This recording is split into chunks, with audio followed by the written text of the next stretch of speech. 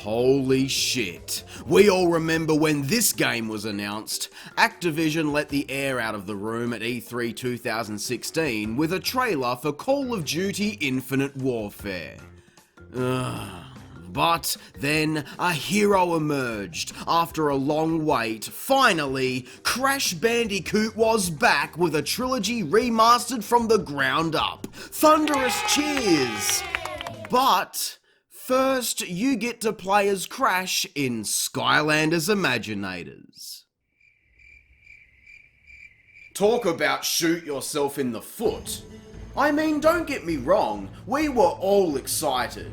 I was certainly excited for Crash Bandicoot, but where Skylanders was concerned, it was an exhausted groan at best. I think we all saw the writing on the wall that this was a last-ditch effort to generate some buzz around this franchise that it hadn't attained since it was originally a Spyro franchise prior to its debut in 2011. And retrospect is a powerful tool. I think that really hurt Imaginators. All I've ever heard people discuss with this game was the awesome Crash Bandicoot expansion and not much else. So before we take a look at this, which we will, trust me, I've seen the anticipation growing for years at this point. Before we take a look at that, I want to check out the feature presentation here to see why Imaginators was the final Skylanders game. Before we start playing though, I'd like to check out the new figures. The Senseis, as they're known in this game, feature a fair mix between new heroes along with various villains from Trap Team. Seeing some of these very memorable, well-done characters like the Golden Queen, Hoodsicle and Dr. Crankcase finally get some actual figures is great to see. And the quality of the figures themselves is phenomenal. Highly detailed, a nice size, and just of an overall better quality than previous titles. That's probably why they were more expensive than normal at release, which may be the culprit for their scarcity years later. Anyway, we're introduced to the classic cast of Skylanders heroes as Spyro and Stealth Elf are having a race around the academy. This is fascinating, honestly. The actual content here is complete nothing, but this may actually be the first time we've ever seen these characters actually have a personality and interact with each other. Finally, 6 games in, we've figured out how important that is. Of course, this is only because of the Netflix series being launched alongside this game, but still, I'm glad we're actually getting more than just plastic toys save the day. A crazy monster breaks into the library and steals a book as our new sensei friends warp in and scare it away, which leads nicely into the first level. And yeah, Spyro tags along. This would be such a nothing point in any other game, not even worth mentioning, but this is how it should have been from day one with this series.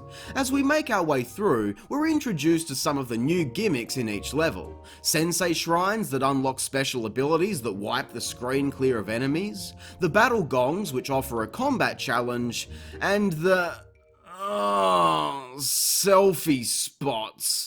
But otherwise, this is just more classic Skylanders. Eventually we come across the monster and it was Chaos all along? Shocker! Last time we saw him, he was being all chummy and living at the academy, so good to see the events between these two games is devoid of any continuity. His plan this time is to use mind magic like the ancients who crafted this world to build an army of unstoppable monsters along with the help of a giant brain.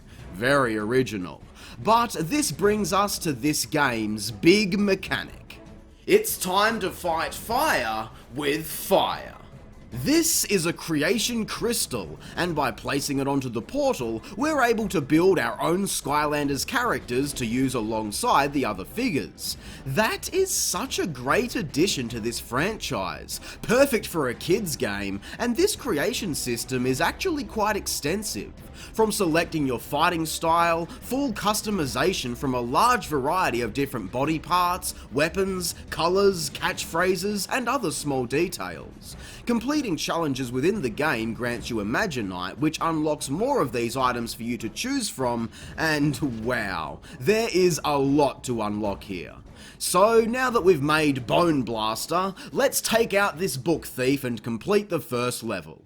Despite still having a smaller academy to explore, Imaginators introduces the mysterious ancient place as our hub area for the game. Mysterious ancient place, it spells map. Clever. Kids will love that shit. But the characters never just call it a map. They always say the MAP. Like, come on, why overcomplicate this? As a hub area, it's fine. We can run around, explore to find hidden locations, access new levels and replay old ones, as well as enter Sensei elemental shrines, which you need the correct figures to access, and basically serve as additional shorter stages for some extra loot and experience. Standard stuff, really. But I'm sure you all know by now that I like my MAPs compact and concise, so you can take a guess how this makes me feel. But anyway, I want to take the time before we continue to gather my creation crystals and make a bunch of characters. Depending on the weapon class you select, you'll get some differences in the size and style of moves. Certain weapons and other items are locked to specific classes, but for the most part, all of the different parts you find as you explore can be mixed and matched to create some tame or outright wild characters. You can select what abilities you want them to have and upgrade them, though this is more basic than your regular figures. But I really like how much personality you can put into these if you're creative enough. You can even make them dance.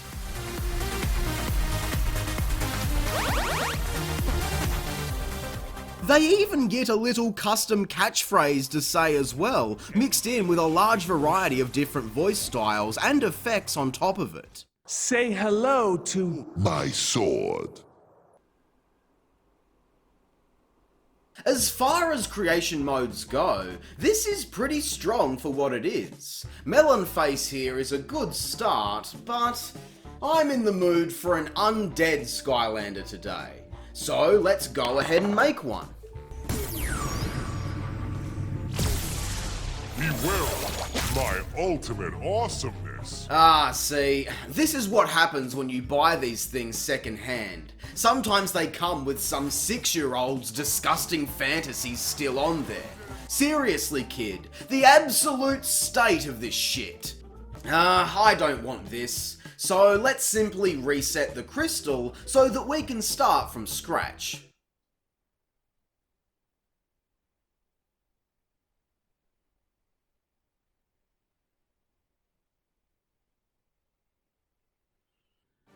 You cannot reset creation crystals, because fuck you. Appearance-wise and abilities, yes you can, but if you want to change the weapon class or to reset upgrades, then you're shit out of luck. The aftermarket private dealing of pre-owned Skylanders figures finally got to Activision so much that they decided, you know what? Fuck it. If we can't make money on those pre-owned figures, then neither can you. So we're gonna make it so that you can't reset these customizable items you paid good money for. And we're going to sell you a bunch of BS treasure chests filled with randomly generated creation items that can only be used once per account. And we're also going to give you the option of microtransactions that also grant you randomly generated creation items, because we're a bunch of cunts. So, what now that we can't reset these things? We're far past fucked. Well, that would be the case if it wasn't for what I'd have to call an incredibly dedicated, passionate Skylanders fanbase that have discovered multiple workarounds for this issue.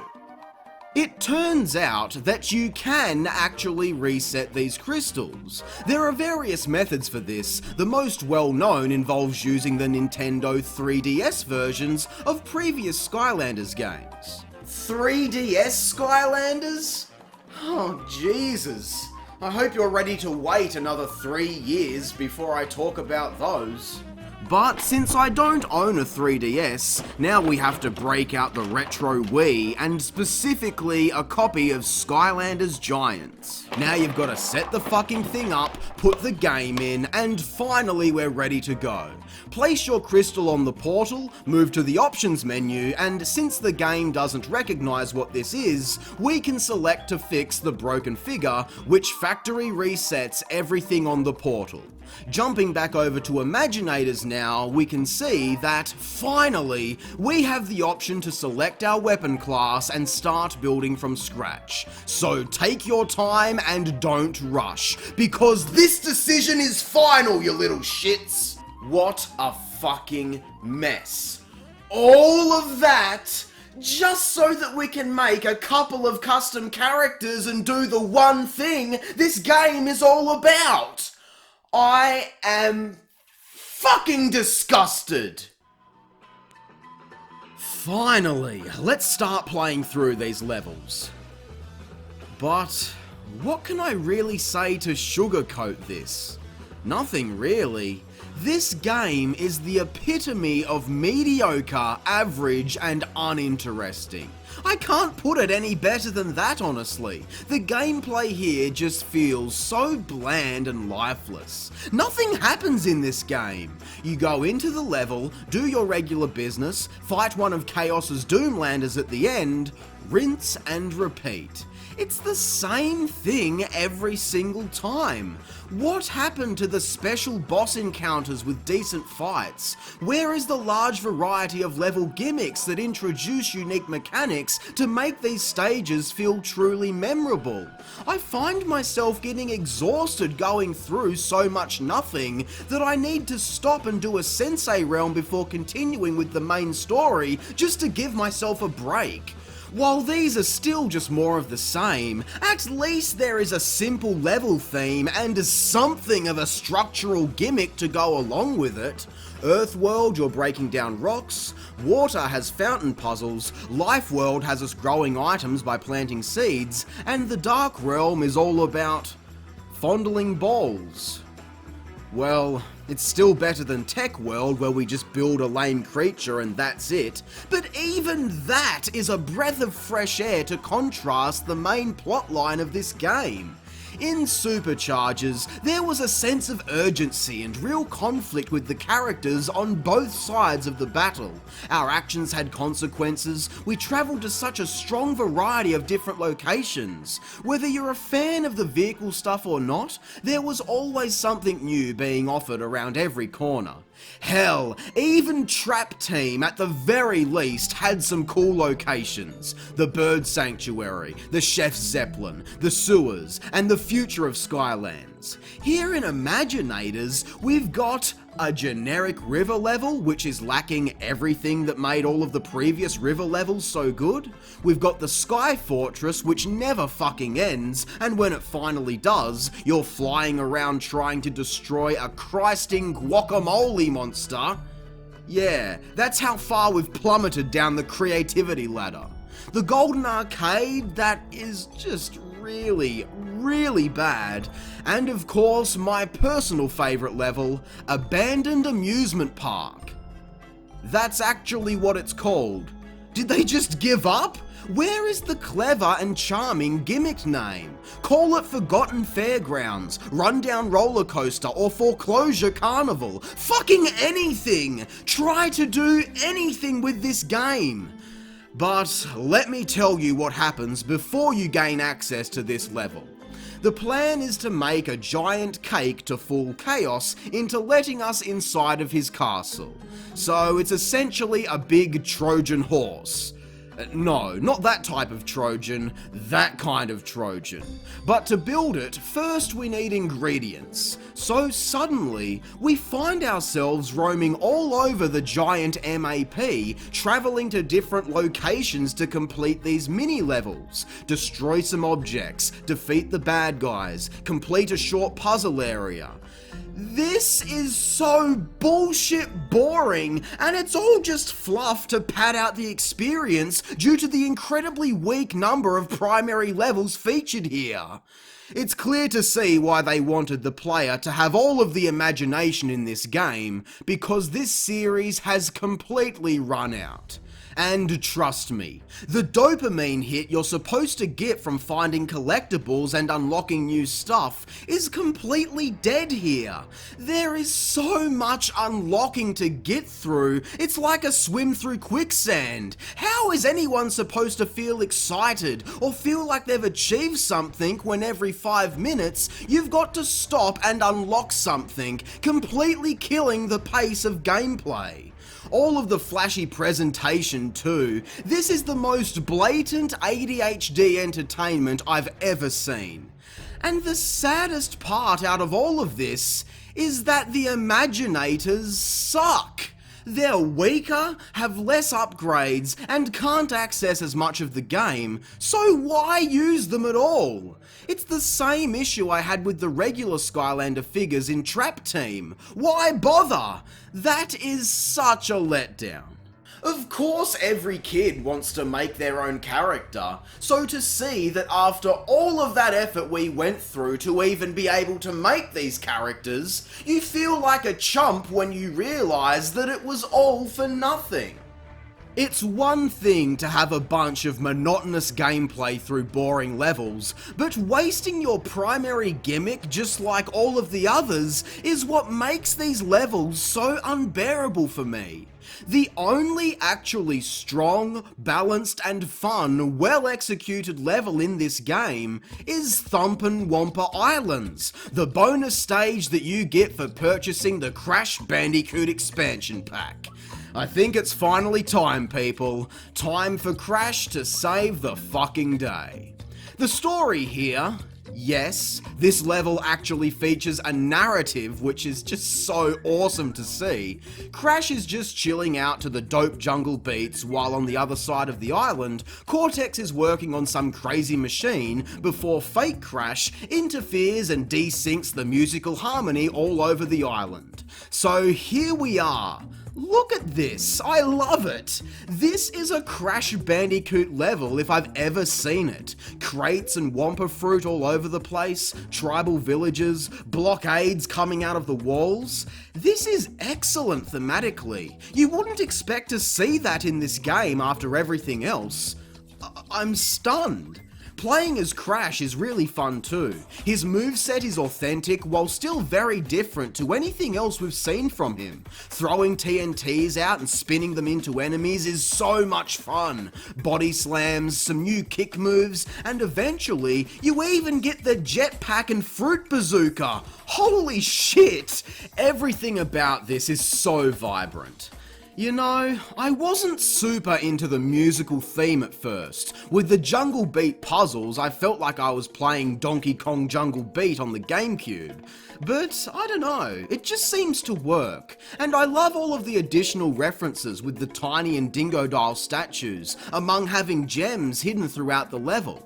Playing as Cortex for the first and really only other time since Twinsanity as far as platforming gameplay goes is also a lot of fun. We get to use his gun, Ooga Ooga is a shield which I love, and he even breaks out the hoverboard and some magical staff dealy. The only problem is that Cortex is actually worthless. He's so incredibly weak and dies almost immediately as he spawns in, which makes it difficult to actually level him up to get stronger. Crash is also kind of weak next to the other senseis as well, but he at least gets a life system. That's awesome. He dies with a cute animation and comes back to wreak havoc. But even with these additional hits and extra lives, both of these characters still seem to be so much weaker than everyone else. That is such a shame. I actually decided to restart this level at one point because both of them got killed, and I don't want to play this level with these other characters. I want the authentic Crash experience. I mean, take it with a grain of salt, I'm probably just shit at this game, and admittedly, I do have a very kamikaze approach to combat in these games, but I still don't have this much issue with any of the other figures.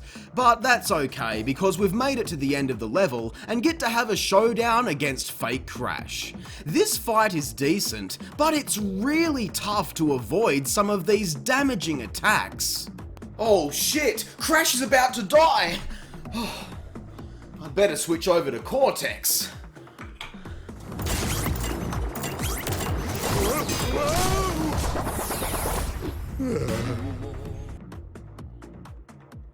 Well, he's an evil scientist. What do you expect? Crash is the real hero here. Until he fucking dies too! God damn it! Who will save Thump and Wampa Islands now? It can't be any of these characters, surely not.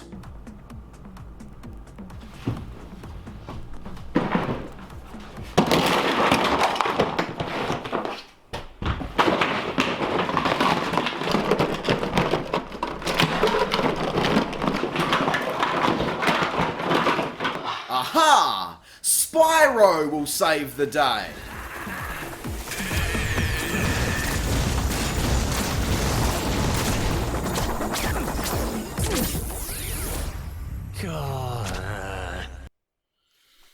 Okay then, Blackface Spyro will save the day. Aside from the difficulty, or should I say, lack of strength when it comes to Crash and Cortex, this is a standout level from not just this game, but the entire series, and that just makes me so happy. But speaking of this series, it's time we finish it off by taking out that little squirt Chaos once and for all. After everything we've just been through, you can bet that I'm out of energy to rip this final level a new hole because it's just not worth it. It's far too short and just has us mowing through some bad guys until we reach Chaos, which is an okay fight. I love getting to see anime villain Chaos, but otherwise, this is nothing special and an incredibly flat finish. And once it's over, nothing. The game just gets to end, and I'm just fine with that. Imaginators is the backseat of this franchise. While every other title had a fighting chance, being used to sell the Netflix series is why this game was doomed from the start. As usual, there is nothing super atrocious here to really give out about. It's just average. The levels are okay. The presentation is okay. The creation suite is actually very well fleshed out and would be a whopper addition if these characters weren't so useless next to the sensei figures. The only thing it really does that actually shits me to tears is give away the entire racing side mode from Superchargers, including paid DLC, entirely for free. What a cruel slap in the face to those who stood by this franchise during its decline. Thanks for that, Cuntavision. Skylanders Imaginators gets 5 out of 10. And there you have it, people. The weak and sloppy finish to the Skylanders series. Imaginators had more potential than any of the other games, in my opinion, to be an outstanding success, with the character creation and surviving alongside the children's TV show. But unless you're here for Crash Bandicoot, then this game has sweet FA to offer. But even with all that said, I've still really enjoyed my time with Skylanders. Yeah, it's never been perfect, but the simplistic, often well-executed format really gives it an instant nostalgia for me that will be fun to revisit in the future. Which is good, because there is still a lot of Skylanders that we've yet to cover. But that will have to wait for another day. So until then, I hope you enjoyed the video. If you did, be sure to leave a like, subscribe, and share. I'm Square Eye Jack, and I hope you have a great fucking day. Thanks for watching.